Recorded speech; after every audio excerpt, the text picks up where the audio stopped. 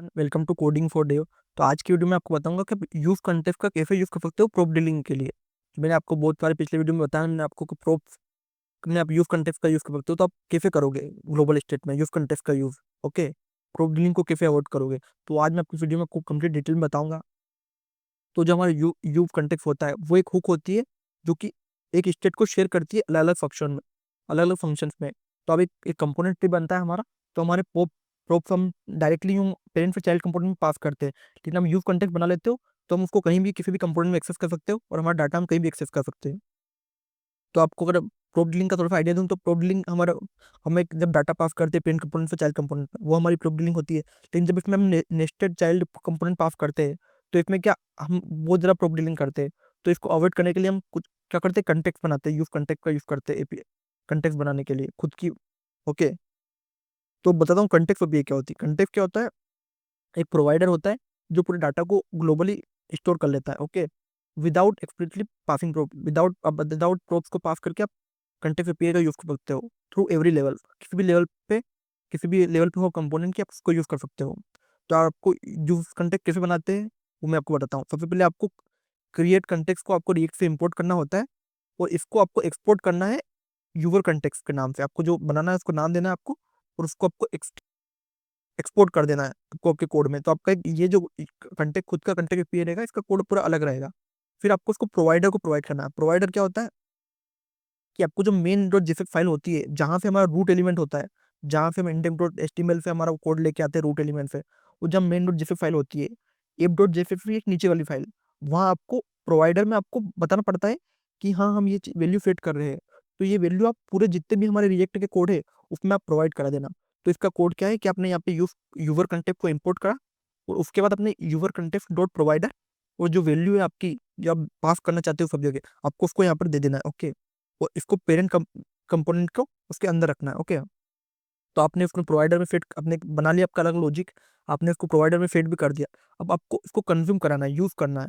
तो कैसे यूज करोगे, आप किसी भी कंपोनेंट में चले जाओ, आप वहाँ पे इंपोर्ट करो यूज कंटेक्स्ट को, ओके, रिएक्ट से, और फिर इंपोर्ट करो यूजर कंटेक्स्ट को। आपका जो कोड लॉजिकली जहाँ पे लिखा है वहां से इंपोर्ट करना है आपको, और फिर आपको यूज करना है। कैसे यूज करना है, आपको एक सिंपल एक यूजर बनाना है, वहाँ यूज कंटेक्स्ट का यूज करके उसके अंदर आपको यूजर कंटेक्स्ट को इंपोर्ट करना है। ओके, तो आपका जो भी डाटा था वो डायरेक्ट आपके पूरे यूजर के अंदर आ जाएगा और आपको इजीली उसको आप कहीं भी कैसे भी यूज कर सकते हो। आप फिल्टर करके यूज करो, आप डायरेक्ट उसको प्रिंट करो, आप इजीली यूज कर सकते हो। तो इससे क्या हमारा लॉजिकली हमारा कोड कहीं भी होगा, हम कहीं से भी उसको यूज कर सकते हैं, इसका यूज कंटेक्स्ट का यूज करके। अब मैं आपको बताता हूँ कि यूज कंटेक्स्ट आपको कहाँ का यूज करना होता है। तो जैसे आप एक सिंपल आपकी एक एप्लीकेशन बना रहे हो, आपकी वेबसाइट बना रहे हो, उसमें आपको एक यूजर को ऑथेंटिकेट कराना है। ओके, तो आपने ऑथेंटिकेशन करा के उसको आपको उसका सेट करना है आपकी प्रोफाइल उसकी। तो आपको प्रोफाइल का होम स्क्रीन पे शो करनी, बहुत जगह आपको शो करनी। तो आपने एक उसका यूज कंटेक्ट बना लिया, उसको सेट कर दिया, और अब आप उसको कहीं भी किसी भी जगह आपकी वेबसाइट यूज कर सकते हो। ओके, ये आप कहाँ, एक और इसका एग्जाम्पल बताऊँ तो आप जो टॉगलर रहता है आपका, जो आपका डार्क मोड से लाइट मोड कन्वर्ट करता है, वहां पे आप इसका यूज कर सकते हो। एक आपका खुद का एक यूज कंटेंट बना लो, वहां आप उसका एक पर्टिकुलर कलर चेंज कर दो, और वो आप कहाँ पे यूज कर सकते हो, हर अलग अलग पेज पे यूज कर सकते हो।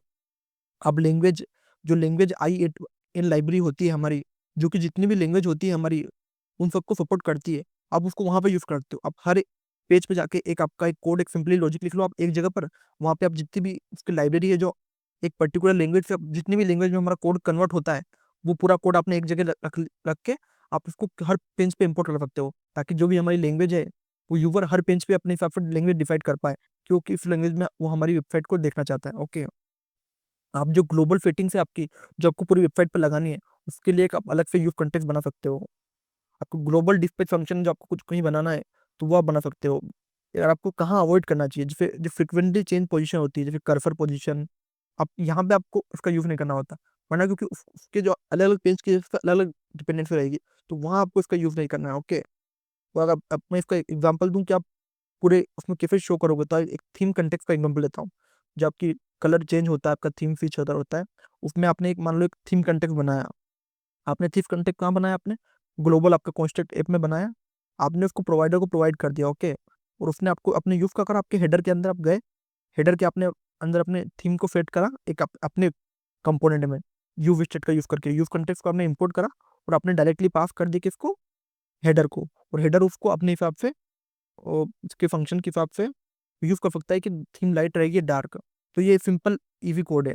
और अब मैं बताता हूँ यूज़ कॉन्टेक्स्ट और फिर रिडक्स और फिर जस्टिन।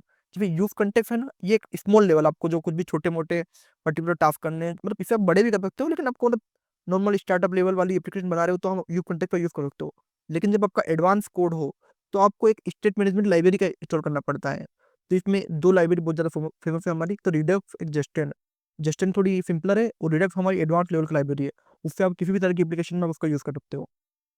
तो जो बिल्ट इन हमारे रिएक्ट के साथ कौन सी आती है, यूज कॉन्टेक्स्ट आती है। और रिडक्ट फॉर जस्टिन क्या है, हमारी एक्सटर्नल लाइब्रेरी। यूज केस बताऊं तो ये स्मॉल टू मीडियम के लिए हम यूज कॉन्टेक्स्ट का यूज कर सकते हो। जब लार्ज और कॉम्प्लेक्स स्टेट मैनेजमेंट कर रहे हैं हमारी वेबसाइट में, तब हम क्या का यूज करेंगे, रिडक्स का यूज करेंगे। अब रिडक्स एक पूरा अलग ही एक सिस्टम है। तो जितना मैं क्रिएट की आपकी फ्रिक बना रहा हूँ, उतनी बड़ी उसकी फ्रिक बन सकती है रिडक्स की, क्योंकि वो रिडक्स हम दूसरी और उसमें भी यूज करते हैं। तो रिडक्स में आपको बताऊंगा, अभी आप यूज कॉन्टेक्स्ट को समझ लीजिए, आपको बेसिक ऐप बन जाएंगे। जब आपको एडवांस लेवल पे स्टेट मैनेजमेंट करना होगा तो हम रिडक्स भी पढ़ेंगे, जब हमारी रिएक्ट की सीरीज कंप्लीट हो जाएगी उसके बाद। अब जो बोलेट पेट की बात करें तो हमारे यूज कॉन्टेक्स्ट में बोलेट पेट बहुत मिनिमल रहता है। वो जो रिडक्स रहता है उसमें उसका बहुत हार्ड रहता है बोलेट पेट, मतलब लोग जो अधिकतर डेटा डेवलपर्स उन्हें रिएक्ट पूरा कंप्लीट समझ में आ जाता है, लेकिन उनको रिडक्स तब भी समझ नहीं आता, क्योंकि रिडक्स बहुत ज़्यादा एडवांस है। बहुत ज़्यादा मतलब उसको समझना बहुत डिफिकल्ट होता है, क्योंकि उसमें पर्टिकुलर चेंजेस बहुत होते हैं, क्योंकि हम इससे हमारी कॉम्प्लेक्स लेवल वाली एप्लीकेशन पे हम स्टेट मैनेजमेंट कर सकते हैं। लेकिन एक बार आपने डेटा सीख लिया, तो आप इसको कहीं भी कैसे भी अपने डाटा को मैनेज कर सकते हो। अब बात करें परफॉर्मेंस की, तो ये री-रेंडर करता है सारे कंज्यूमर्स को, जो हमारा यूज कॉन्टेक्स्ट रहता है। और रिडक्स रहता है, ये ऑप्टिमाइज रहता है, क्योंकि इनमें इनका जो इंटरनल जो लाइब्रेरी है उसमें सिलेक्टर्स, मेमोराइजेशन, पूरा सबका कोड लिखा हुआ है। ओके, तो ये क्या थोड़ा इसमें ऑप्टिमाइजेशन अच्छे से होती है। और जो यूज कॉन्टेक्स्ट होता है, इसमें हम हमारे खुद के सब लॉजिक बना रहे हैं, तो इसमें री-रेंडर बहुत ज़्यादा होंगे वेबसाइट के। ओके, अब बात करते हैं अफिंग हैंडलिंग की, तो हम मैन्युअली यूज में अफिंग हैंडलिंग कर सकते हैं। लेकिन जो हमारे रिडक्स और रजिस्ट्रेशन है, जो मिडलवेयर टाइप है, इनमें बिल्ट इन होके आते हैं हमारे जो अफिंग फंक्शन होते हैं। तो अब बात करूँ पूरे वीडियो की समरी की, तो इसमें मैंने आपको बताया कि आप खुद का कंटेंट कैसे बना सकते हो, क्रिएट कंटेंट का यूज करके। आप प्रोवाइडर कैसे प्रोवाइड करते हो पूरे हमारी पूरी वेबसाइट में, कि आप कैसे उसको एक्सेस कर सकते हो, जो कोड आपने लिखा है, खुद का यूज कंटेंट लिखा है। और यूज कंटेंट को आप आपके चाइल्ड कंपोनेंट में कैसे यूज कर सकते हो। और फिर मैंने आपको बताया कि प्रो आप प्रोप डीलिंग को कैसे अवॉइड कर सकते हो मल्टीपल लेयर पे, आप कैसे यूज कंटेंट का यूज कर सकते हो। और आप फिर ग्लोबल स्टेट में इसको कैसे छ- देख सकते हो।